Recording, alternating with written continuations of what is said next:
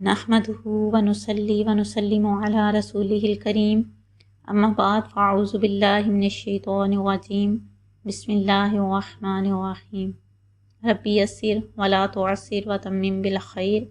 अस्सलामु अलैकुम व रहमतुल्लाहि व बरकातुहू। आज के सबक में हम सूरतुल बकरा की आयत नंबर 30 से 32 तक का तर्जुमा और तफसीर करेंगे। व इज़ क़ौला, और जब फरमाया, रब्बुका, आपके रब ने, लिल मलाइकती, फरिश्तों से, इन्नी, बेशक मैं, जाइलुन, बनाने वाला हूँ, फिल अर्ज़ी, ज़मीन में, खलीफतन, एक खलीफा।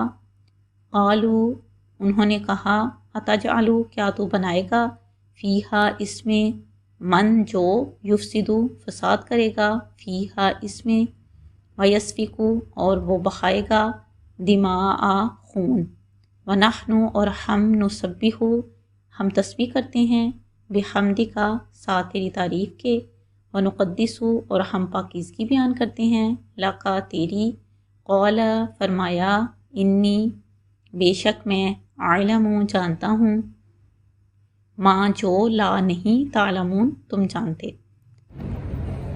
अब सूरत फातिहा में इंसानों के 3 ग्रोहों का जिक्र किया गया।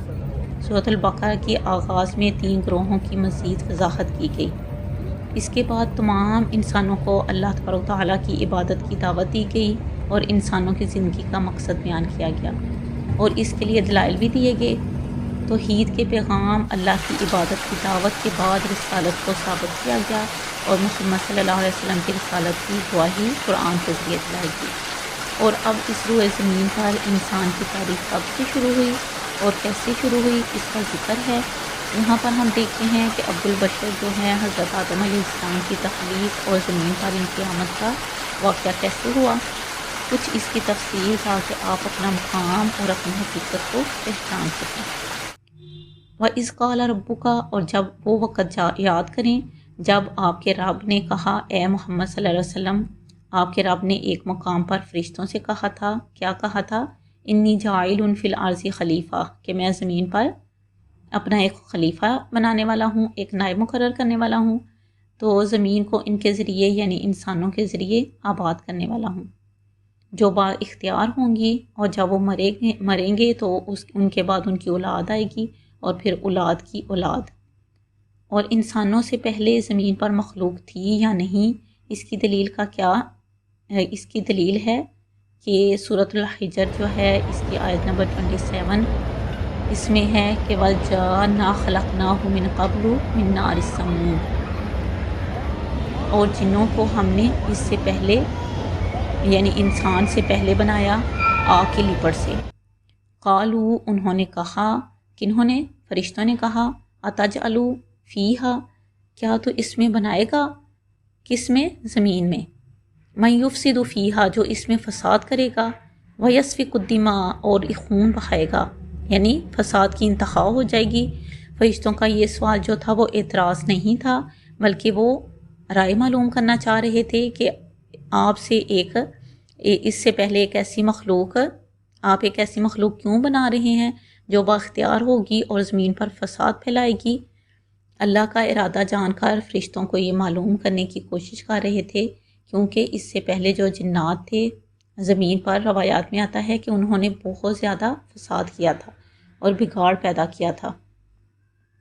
तो इनको ख़त्म करने के बाद अल्लाह तबारक तआला ने एक और मखलूक को ज़मीन पर बसाने का इरादा फरमाया। फिर फरिश्तों ने मज़ीद कहा कि नहनु नुसब्बिहु बिहम्दिका, कि हम आपकी तस्बीह बयान कर रहे हैं आपकी हम्द के साथ, और आपको हम पाक करार देते हैं हर ऐब से, अपने दिल से भी और अपनी ज़ुबान से भी। क़ौला, अल्लाह तबारक तआला ने फरमाया, इन्नी आलमु मा ला तालमून, कि मैं, बेशक मैं जानता हूँ जो तुम नहीं जानते, कि ज़मीन में सिर्फ फसाद करने वाले लोग नहीं आएंगे, बल्कि अंबिया अलैहिस्सलाम, सिद्दीकीन, शुहदा और सालिहीन भी आएंगे और बहुत अच्छे अच्छे काम भी होंगे। अब अल्लाह तबारक तआला ने अपनी इस बात को मिसाल के ज़रिए भी साबित किया। कैसे, व अल्लमा आदम अल अस्मा कुल्लाहा, व अल्लमा, और सिखा दिए, आदम अलैहिस्सलाम को, अल अस्मा, तमाम नाम, कुल्लाहा, सारे के सारे, اللہ تبارک تعالیٰ نے حضرت آدم علیہ السلام کو تمام نام جو تھے کائنات میں جو بھی چیزیں تھیں وہ سارے نام جو ہیں وہ حضرت آدم علیہ السلام کو سکھا دیے. ثم پھر عرضہم ان کو پیش کیا علا پر الملائکتی فرشتوں کے سامنے، پھر ان کو ان فرشتوں کے سامنے پیش کیا.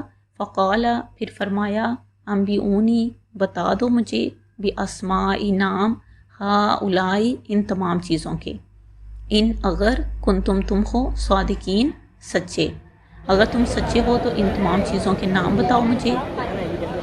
کس بات میں سچے ہو؟ کہ انسان صرف فساد کرے گا اور خون بہائے گا.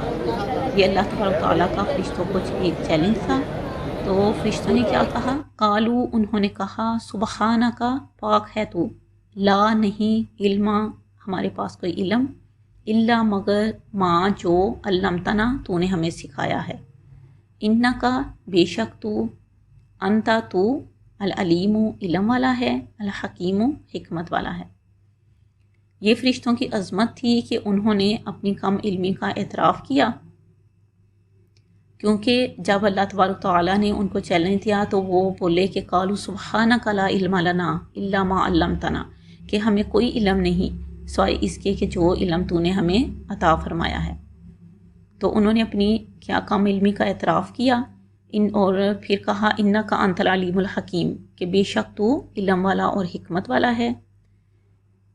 اور یہ حقیقت ہے کہ اللہ تبارک تعالیٰ جو ہیں ولا یحیطون بشیء من علمہ الا بما شاء، کہ مخلوق اللہ تبارک تعالیٰ کے علم کا احاطہ نہیں کر سکتی.